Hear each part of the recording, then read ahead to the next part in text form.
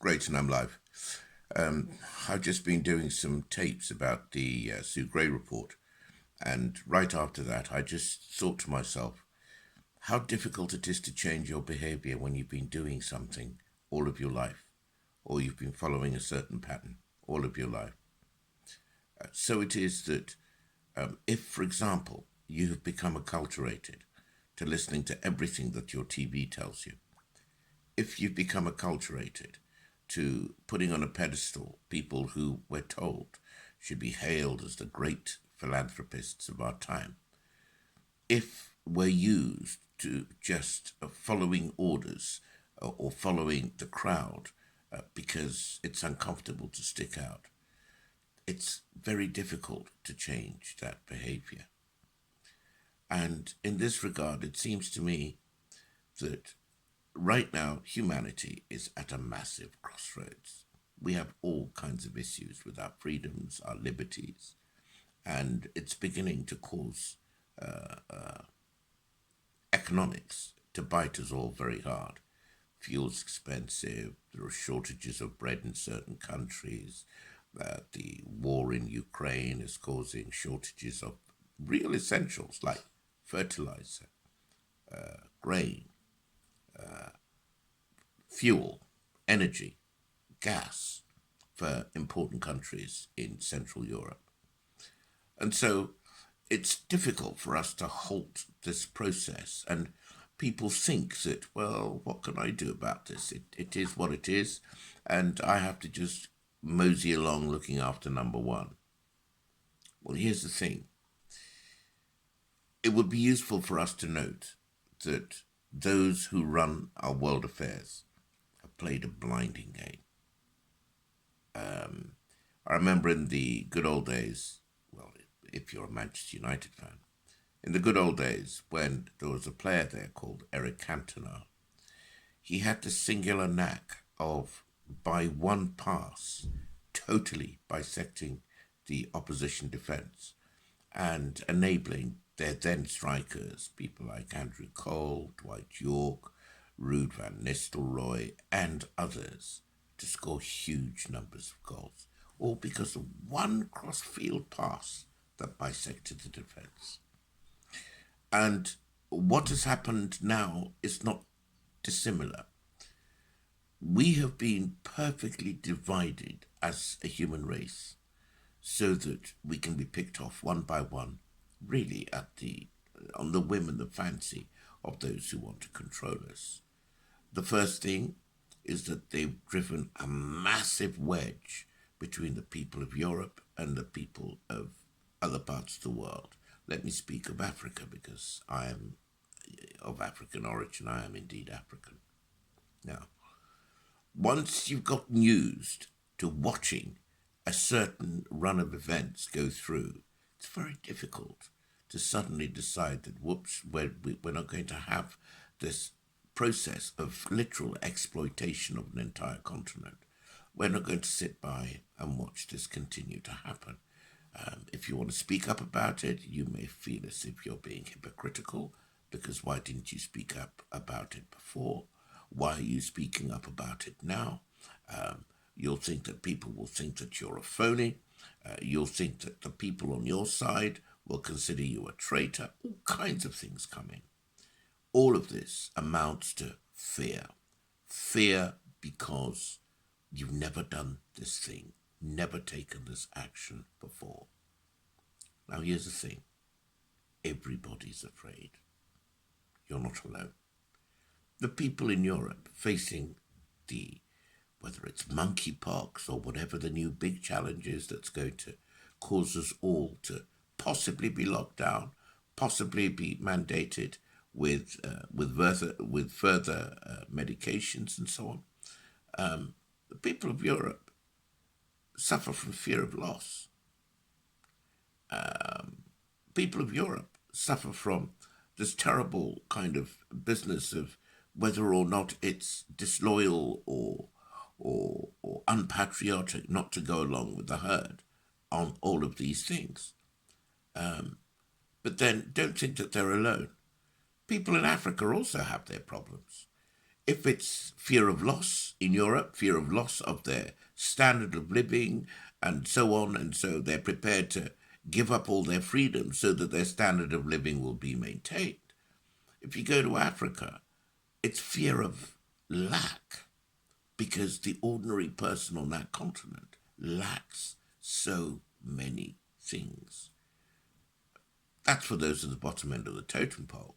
Those in the middle and upper echelons of African societies are afraid that they won't be able to maintain their standard of living, and that if they speak up or rock the boat in any way, shape, or form, their ability to maintain their SUV, their child in an elite institution of education, and their general standard of living may be in jeopardy. And so because of that, they might decide that it might be better to shut up.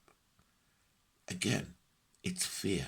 Fear is the most paralyzing emotion that a human being can experience. Once a person is afraid, they are already in handcuffs. Not just handcuffs, their feet are also shackled. Once a person is in fear, they have already been enslaved in their minds. What happens to the rest of their bodies will follow as a matter of course. But I just wanted to make a couple of suggestions that you don't have to be a special person to play your part in defending humanity. And I've come up with 14 ways in which, of course, there must be 1,000 ways, but 14 came off the top of my head just now. There must be 1,000 ways in which people can help human beings retain their freedom and their liberty. If you have privilege, you can use your privilege to protect humanity. 1, 2. If you have status and people listen to you, you can use your status to protect humanity. 3. If you're erudite or educated, you can use your ability to decipher trends, events, and facts so that other people will understand and be motivated to pick up their resources and help human beings retain their liberty. 4. If you're a great writer, don't write too much though, because people get bored, especially seeing as most of us read our stuff off our handhelds. If you have to scroll more than twice on a handheld page, the person's going to stop reading, just saying. If you're a good writer, write stuff that'll inspire people. Write stuff that'll give people insights into where we are at the moment. If you're a great speech maker, if you're a good raconteur, if you're a good communicator, use your voice. Do that, because we don't all have the same skills. Where are we? 1, 2, 3, 4, 5. That was speech. 6. I call this one heavenly bodies. Do you know, I see so many of these absolutely stunningly gorgeous people on the social media with their heavenly bodies perfectly adorned with great style and so on. Why can't you use your style to promote the liberty and the freedom of humanity instead of just check me out,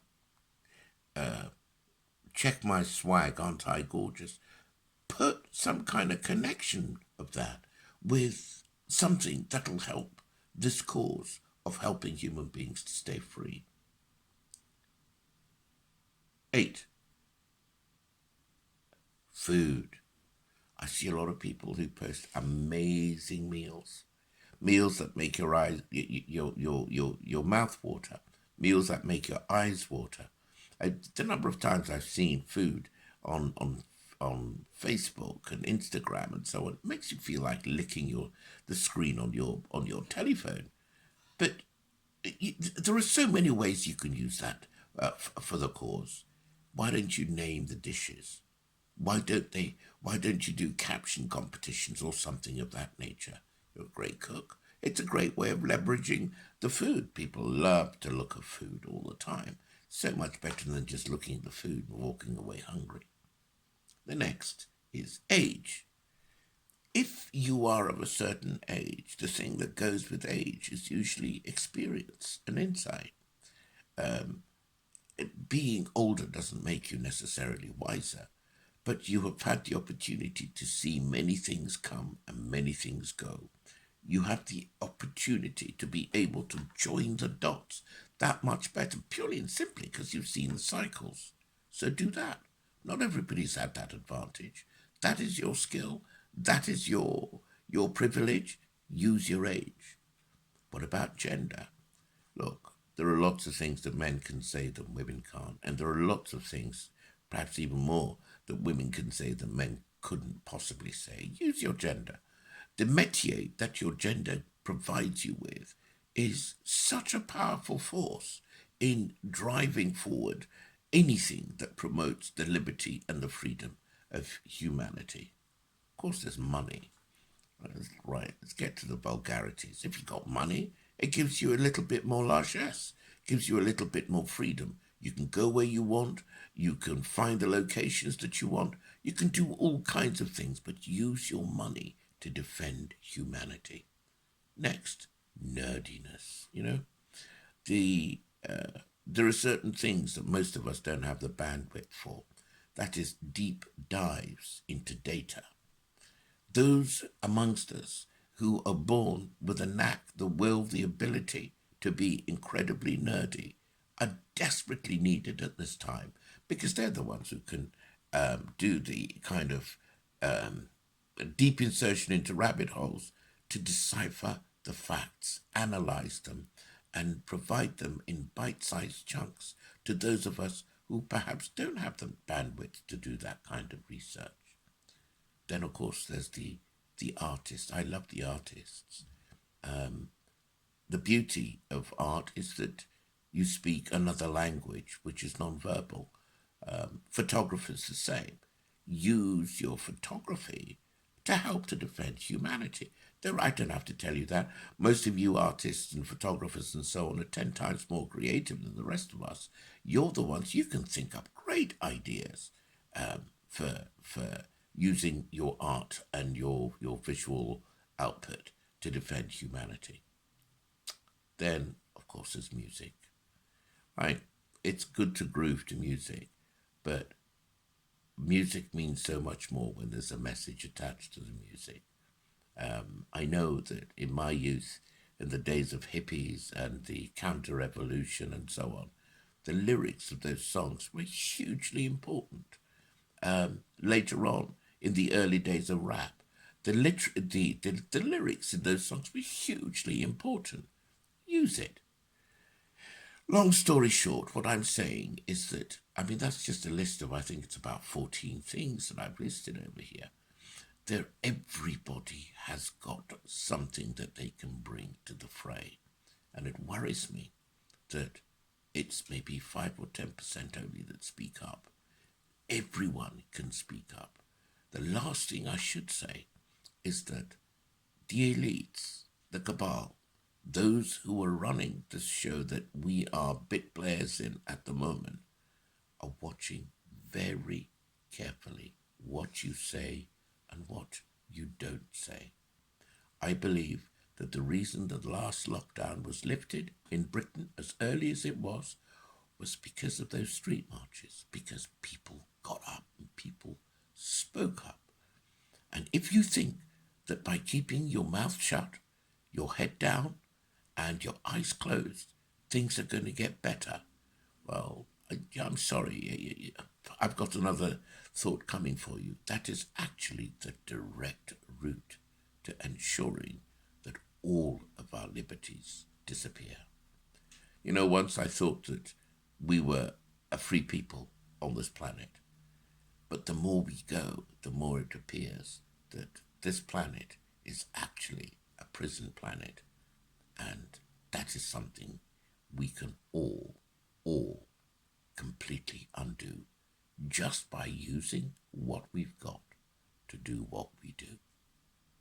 Thanks for listening.